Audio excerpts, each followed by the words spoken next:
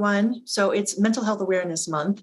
And in honor of Mental Health Awareness Month, I wanted to take a minute to talk about brain health and optimizing brain health outside of prescriptions in terms of some of the different vitamins that I think need to be considered and discussed with healthcare providers when people are dealing with health issues. Now, this is not necessarily all inclusive or all exhaustive, but these are the ones that I've come across that I think, particularly with people who are dealing with mental health challenges and neurodiversity health challenges, should really discuss with their doctor and see how they may fit into whatever other healthcare practices, medications, fitness routines, you name it, that you might be working on with your health practitioner.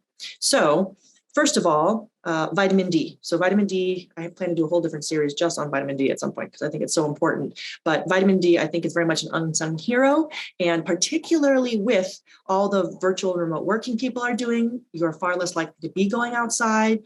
COVID, this, that, and the other, we're all inside a lot more. And so if you were getting vitamin D from the sun before, you probably are getting less of it now. And vitamin D has a really big effect on mood that people don't realize. It can be related to depression. It can be related to resiliency to stress, all kinds of things. All the different vitamins that I'm going to mention kind of relate to that. And from like the big picture perspective, one thing I just want to kind of provide a overview on in regards to the brain, right, is when we think about people going through physically stressful situations, right? So if you think about an athlete or somebody who's working out at the gym, right? You know that people go to work out at the gym. They take, drinks or supplements to help boost their body's ability to handle this physically stressful thing, right? Or recovery drinks to help their body better recover and rebuild their muscle fibers and this, that, and the other afterward, right? Maybe they have to eat more protein, right? Because they're working on building their muscle, right? So we know that when someone's doing something that's physically hard on the body or is going to require extra resources for the body, that you're only going to be able to do with that what you can based on what you put in, right? In terms of the nutrients that you give your body to be able to handle that, right? So I would assert that similarly on a brain perspective, right? A lot of times your brain is working really hard or you're going through something that's extra stressful. Maybe it's just adapting to working from home with COVID.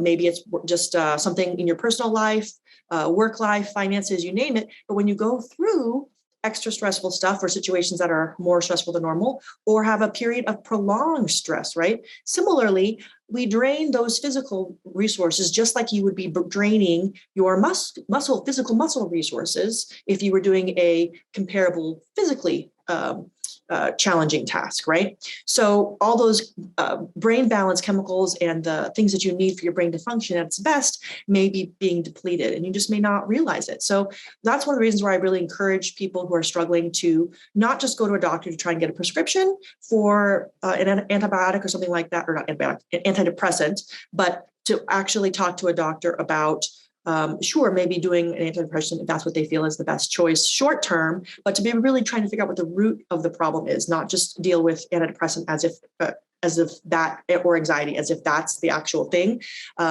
Be it, talking with a therapist or a life coach or a behavioral consultant or whatever about what life circumstances might be causing the stress, but also looking at the biological issues that may be causing you to be less resilient to stress than you may have remembered or recalled yourself being in the past, right? So actually getting lab work done and talking with a doctor about how those things can go, because this is just a very small list of some of the top ones that are easy to supplement at home, and don't really cause a lot of trauma if you try and work on these with your doctor. Whereas there's many others that would require working with a doctor, but can also have similar but different impacts on a lot of the same things, right? And that's one of the reasons why it's great to work with a doctor if you can, because otherwise you're really just kind of shooting in the dark, trying one thing, then something else, and trying to figure out which one it is. Whereas if you can just have the lab works done, it can really help you and your doctor work together to figure out, okay, these are actually the issues.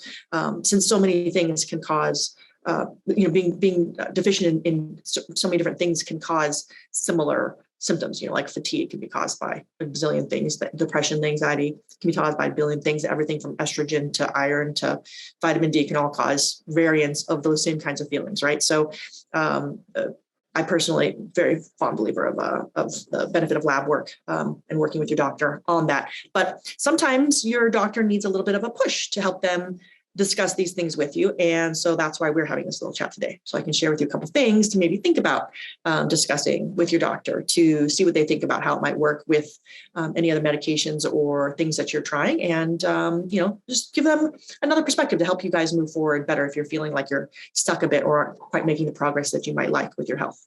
So first of all, like I said, vitamin D. Vitamin D it can impact mood and emotional resiliency. It can also be often from my perspective, I think it's often under prescribed in terms of the dosage, because often a doctor might just say something like, oh, try taking 2,000 vitamin D a day because that's on some list somewhere that they've heard in the past. But if they don't actually do lab work to find out whether or not that's going to be the right dose for you, it may not actually be enough to make a difference if you're actually severely depleted. So you might try it and be like, well, it didn't work, but really you actually just need a lot more to get you into normal range first, before maybe backing down to a dosage like that. So hence how many times can I say, I think lab work is king, but anyway, but that's one. Another one is something called phosphatidylserine.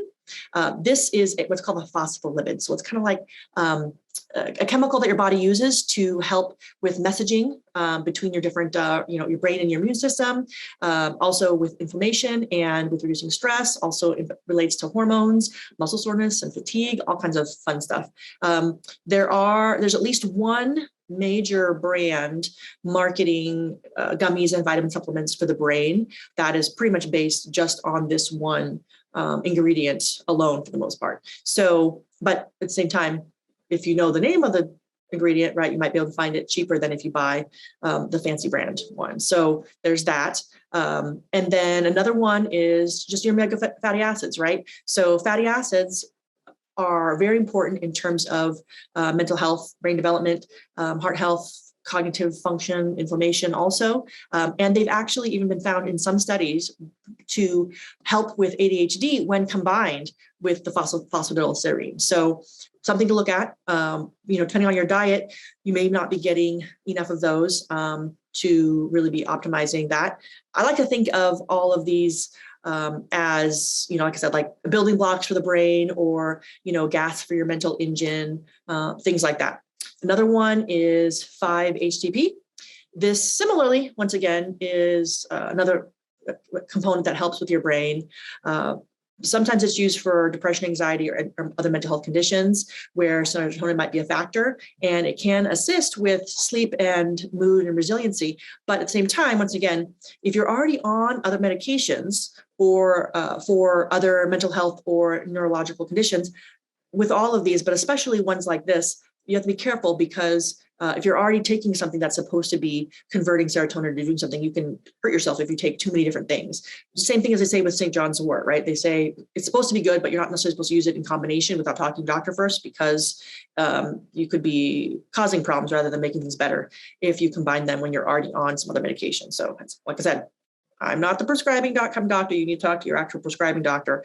But if they haven't mentioned any of these things and you'd rather be on a lower dosage or less of a, hardline kind of antidepressant or something like that, these are other things to consider. And especially in some jobs, it can be really challenging because maybe there's some stigma or you're concerned about being on those medications. I know pilots, for example, aren't allowed to take certain drugs that are considered to be mood affecting, right? But as far as I know, there's no pilot that's not allowed to, eat more fish and get, fish oils or some of the other kinds of, supplements that aren't necessarily prescription drugs. So these might be also things that somebody who's not into taking prescribed drugs might be able to work with their doctor on helping them,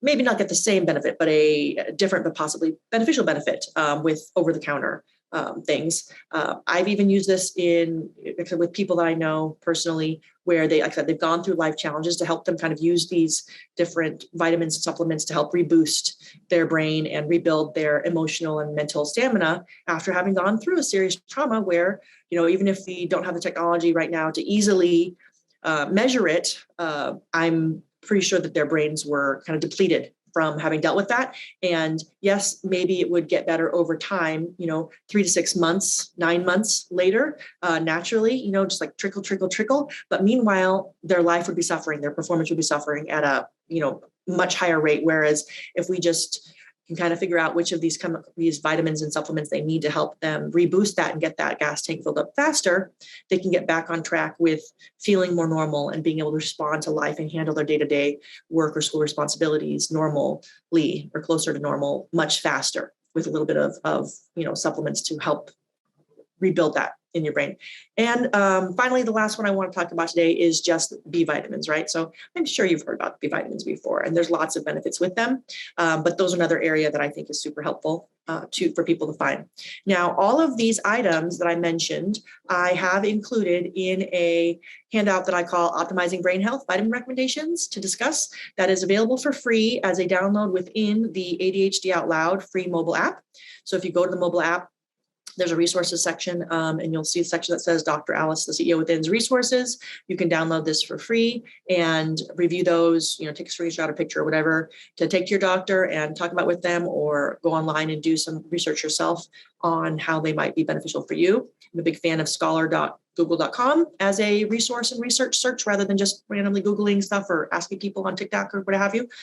Also, in that directory, you will also find a self-reflection journal format that I made. There's two versions, one for medication and one for just other therapies and things. So you could use probably the medication one for vitamins also, where I recommend that when somebody tries a new medication or a new vitamin or over-the-counter supplement, that you don't just rely on your own general perception of how you think it's doing, right? Come up with some kind of metrics. So this journal format has some metrics already that are kind of generic from a study that I did in the past and published on, but it also has a fill in the blank section where you can write in your own thoughts on some of them. I'll do another video at some point to kind of explain that template later. But in general, that resource is there, also free, able for you guys to download and use. You can print it, to be able to use it for yourself. And, so work with a doctor and try, these different things, but don't try everything at once, right? You pick one, you try it maybe for 2 weeks. If you have a family member, loved one, roommate, you name it,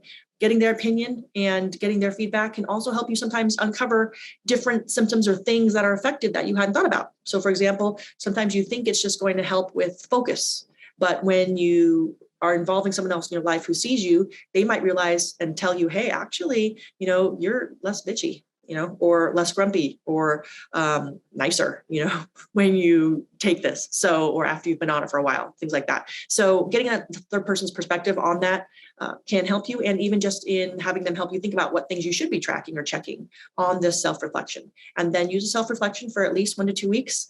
Depending on what you're taking, some things doctors might say might take longer to have an impact, and see how it actually is really impacting you and having you feel on things. And then it also helps you when you go back to a doctor to say, yes, this worked, or yes, it didn't work, right? Because you actually have then these notes on what did or didn't work. Another reason this kind of journaling and self-journaling can be helpful is because often over the course of time, right, with medications, a doctor might prescribe multiple things, and they can get kind of mixed up in your head. Did they prescribe this? Did I already try that? What was my response? I don't remember, right? But if you start using this kind of journaling format and then just save your notes on this, then if a doctor says something like that, you can refer back to your old notes and remember what you did or did not have as an experience from a different thing in the past. So I'll do another video at some point about that, but wanted to just share this information in honor of Mental Health Awareness Month and encourage people to talk to their doctors about this. And please, I'm very curious what